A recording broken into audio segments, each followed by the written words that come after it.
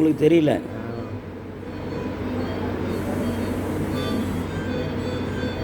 இது தலையில் கிளையில் அடிபட்டுச்சுங்களா? தெரியல. தெரியல.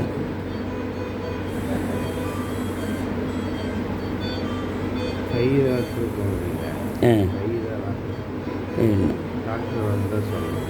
சரி சரி சரி, உடம்பு பார்த்துக்குங்க. உங்களால் 300 பேர் பக்கம் பணம் கட்டியிருக்காங்களாம். அவங்களுக்கு நீங்கள் என்ன சொல்ல விரும்புகிறீங்க?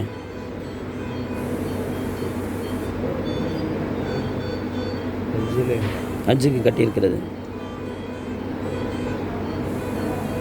அவருக்கு வாக்குறுதி அளிச்சபடி கூட்டிகிட்டு போக முடியலன்னு சொன்னாங்க. வாக்குறுதி அளித்தபடி பணத்தை நான் திரும்ப கொடுத்தேன். எவ்வளோ நாள் திருப்பி கொடுக்குறீங்கன்னு இது உத்தரவாதம் கொடுத்துருக்கீங்களா? ஆமாம். எவ்வளோ நாளில் திருப்பி கொடுக்குறீங்க? ஹஜ்ஜு காலம் முடிஞ்சு 3 மாதம். 3 மாதம். அவங்களுக்கு ஏதாவது எவிடன்ஸ் கொடுத்துருக்கீங்களா? அது கிட்டத்தட்ட 300 பேர்த்துக்கு மேலே சொல்கிறாங்களே, உள்ளூர் மட்டும் இல்லாமல் வெளியூர்காரங்களும் சேர்த்து சொல்கிறாங்களே. எவிடன்ஸ் அவங்களுக்கு நான் கொடுத்துருக்கீங்க. சரி, இதில் எந்த விதமான மோசடி இல்லை. நீங்கள் யார்கிட்டையும் கொடுத்து ஏமாந்துருக்கீங்களா? ஏமாந்து அந்த பணத்தை திரும்ப தர முடியாது இல்லைங்க. கண்டிப்பாக. நான் சாதாரணமான மிடில் கிளாஸ் ஆளுதான். அல்லாவுக்காக செய்தது தான். அல்லா இதில் வெற்றி தோல்வி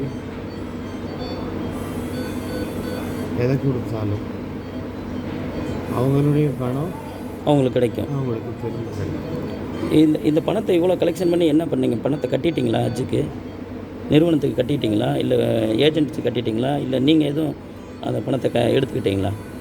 நான் எடுத்தால் கொஞ்சம் சொத்து பத்து ஏதாவது வாங்கணும். கண்டிப்பாக. என் பேரில் ஏதாவது வாங்கியிருக்கான்னு பாருங்கள். வீடுகளோ இடங்களோ வாகனங்களோ ஏதாவது வாங்கியிருக்கிறாங்க என் பேர்லையோ எனக்காகவோ எதுவும் கிடையாது. முழுக்க ஹஜ்ஜுக்காக செலவு. இதில் அவர்கள் எனக்கு தரவில்லை, தராமல் போனாலும்